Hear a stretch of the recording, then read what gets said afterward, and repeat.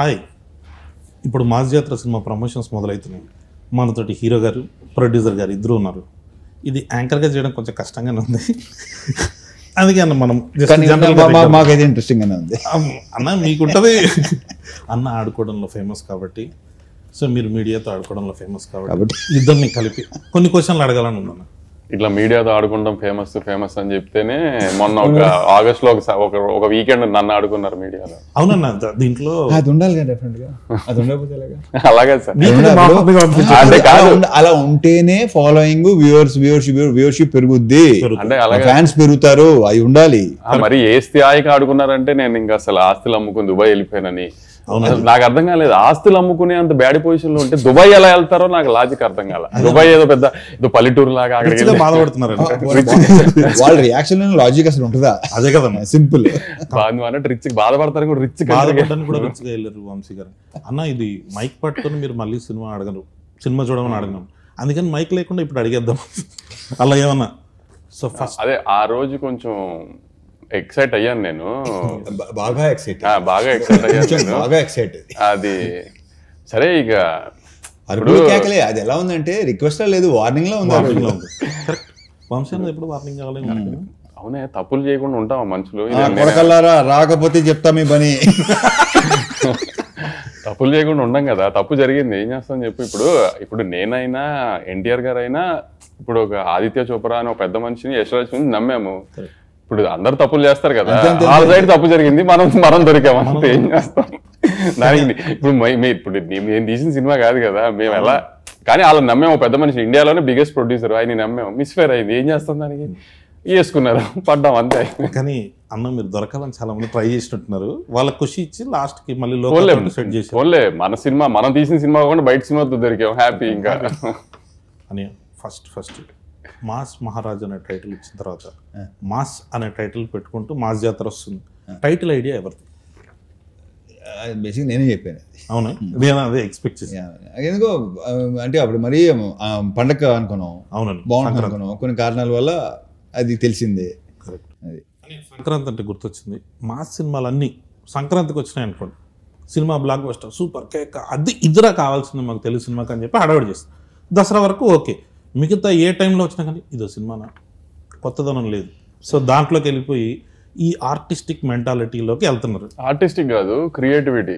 ఇప్పుడు ఎవరికి అయినా ఇప్పుడు చేతిలో ఫోన్ ఉండి ట్విట్టర్ హ్యాండిల్ ఉన్నా, ఇన్స్టాగ్రామ్ హ్యాండిల్ ఉన్నా, క్రియేటివిటీ తన్నుకుంటూ వస్తుంది. అది చూపించడానికి, ప్రొజెక్ట్స్ చేయడానికి ట్వీట్గా ఫామ్ చేయొచ్చు, రీల్స్గా ఫామ్ చేయొచ్చు. ఆ క్రియేటివిటీలో ఏంటంటే ఏదన్నా ఒక క్రియేటివ్ టెక్నికల్గా స్ట్రాంగ్ ఉన్న సినిమా రిలీజ్ అయింది అనుకో, అబ్బా ఎంత బాగా తీశారు, ఇది తీశారు, అది తీశారు అని పొగిడితే, ఓహో వీళ్ళందరికీ సినిమాటిక్ నాలెడ్జ్ చాలా ఎక్కువ ఉందన్నమాట, అందుకని పొగుడుతుంది, అందుకని ఇంత బాగా చెప్తున్నారు అనుకుంటారు. అదే ఒక కమర్షియల్ మాస్ సినిమా వచ్చినాను, జనానికి అది కావాలి. కానీ ఏంటంటే ఏముంది కొత్తగా, ఏముంది అంటే అదొక ఫ్యాషన్.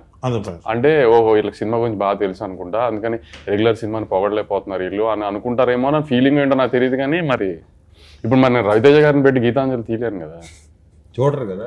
అదే సార్, చూడరు అనే కాన్సెప్ట్కి అందరూ ఇప్పుడు కల్ట్ ఫాలో. అంటే ఇప్పుడు ఒకటి కళ్యాణ్, ఇప్పుడు దాకా చేసిన వాళ్ళు కొంచెం feel good, like proper sincere attempt, hero ఒక సిన్సియర్ క్యారెక్టర్ అనేది ఏది వర్కౌట్ అవ్వాలి. అంటే ఇప్పుడు చిరంజీవి గారు, బాలకృష్ణ గారు, రవితేజ గారు వీళ్ళంతా ప్రాపర్ కమర్షియల్ హీరోస్, వాళ్ళని ఎలా చూడాలనుకుంటున్నారు అలానే చూశారు, అలానే చూస్తానికి ఇష్టపడరు. ఇప్పుడు మన వెంకటేష్ గారి సంక్రాంతికి వస్తున్నాం రిలీజ్ అయింది, పెద్ద హిట్ అయింది. అలా ఇప్పుడు రవితేజ గారు మాస్ చేస్తే చూస్తారు, బాలకృష్ణ గారు మాస్ చేస్తే చూస్తారు, చిరంజీవి గారు మాస్ చేస్తే చూస్తారు. అలానే ఇప్పుడు సడన్ గా నేను రవితేజ గారిని పెట్టి ఏమై చేసేవాళ్ళు గీతాంజలి తీస్తే బాగోదు కదా. కానీ ఇప్పుడు అవన్నీ మనం చెప్పామనుకో, వీడికి ఎంత పొగరో, వీడు ఇలా మాట్లాడుతున్నా అంటారు, మళ్ళీ ఏం చెప్పాలి మనం దాంట్లో దిగుదాం. కానీ పరిస్థితి అలా వచ్చేస్తుంది, మనం ఏం చేయలేము, చెప్పినా అర్థం చేసుకోరు. అది ఇంపాసిబుల్, వాళ్ళు కావాలి వాళ్ళే తప్ప మన అని ఏదైనా కొత్తగా చేయలేదా అంటే అన్నింటిలోకి కొత్తగా చేసింది మీరు. నా ఆటోగ్రాఫ్ స్వీట్ మెమరీస్ చేశారు, నేను వర్కౌట్ అవ్వాలా, మీకు కావాల్సింది ఏంటి అదే ఇస్తాం మేము, సింపుల్ అంతే.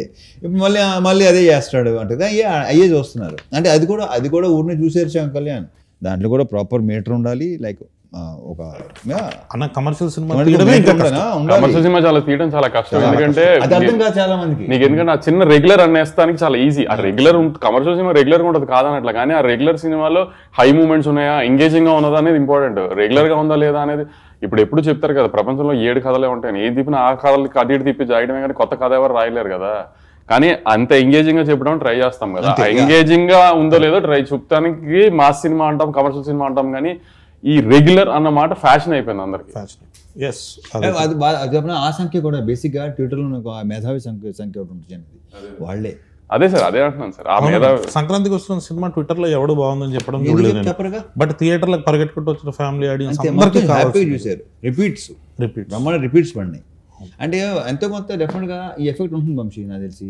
ఈ పాండమిక్ లో జరిగిన కొన్ని ఓటీటీ దానికి ఎక్కువ ఇదేంటి అంటే వాళ్ళు ఎప్పుడు చూడలేదు కదా, ఇప్పుడు చచ్చినట్టు చూసారు అందరూ.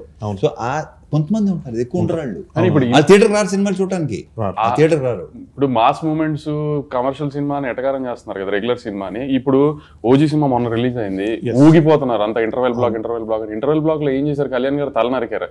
అంటే అది కమర్షియల్ మాస్ మూమెంటే కదా, రెగ్యులర్ మూమెంటే కదా. గత 20 ఏళ్ల సినిమాల్లో చాలా సార్లు, ఇప్పుడు అతనొక్కడేలో కళ్యాణ్ రామ్ గారి దగ్గర నుంచి మొన్న డాకు మహారాజులో బాలకృష్ణ గారి దాకా తల నరికారు కదా. కానీ ఎందుకు హై వచ్చింది, కమర్షియల్ మూమెంట్ కాబట్టి హై వచ్చింది. దాంట్లో అది రెగ్యులరే కానీ కమర్షియల్ మూమెంట్ కదా. అంతే, కమర్షియల్ సినిమా ఎప్పుడైనా మూమెంట్ వర్కౌట్ అయితే సినిమా వర్కౌట్ అవుతుంది, అంతే తప్పితే రెగ్యులర్ ఇది అది అని ఆ ఫ్యాషన్ ఏంటంటే సంక్రాంతికి వస్తే రెగ్యులర్ కాదు, ఇంకా మిగతా 11 నెలల్లో వస్తే రెగ్యులర్.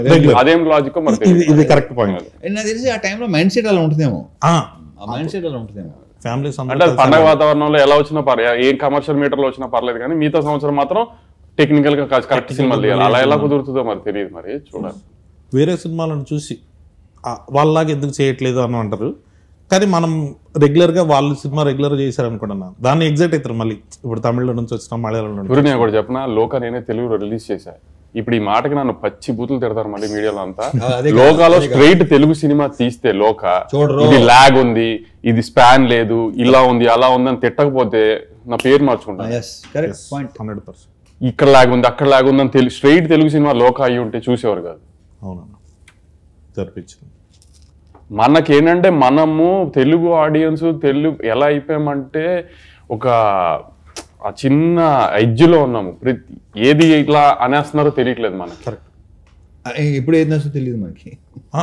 ఇదైతే జనం నిజంగా ఎప్పుడు ఏది నచ్చుతో తెలియదు. ఇప్పుడు చూడు మన తెలుగు ఆడియన్స్ ఎంత ఈ స్టేజ్ లో లిటిల్ హార్ట్స్ కుర్రోళ్ళు ఎవరో తెలియదు, డైరెక్టర్ ఎవరో తెలియదు, ఏమీ తెలియదు. ఈటీవీ విన్నాను రామజీరావు గారి పేరు తప్పితే ఏమీ తెలియదు ఆ సినిమాలో ఎవరికి దేని గురించి. ముందు రోజు ప్రీమియర్స్ 2 రోజుల ముందు ప్రీమియర్ చేశారు, చాలా బెటర్ బుకింగ్స్ తో ఓపెన్ అయినాయి. ఆ రోజు రిలీజ్ అయిన 2-3 సినిమాల్లో చాలా బెటర్ బుకింగ్స్ తో ఆ సినిమా ఓపెన్ అయింది.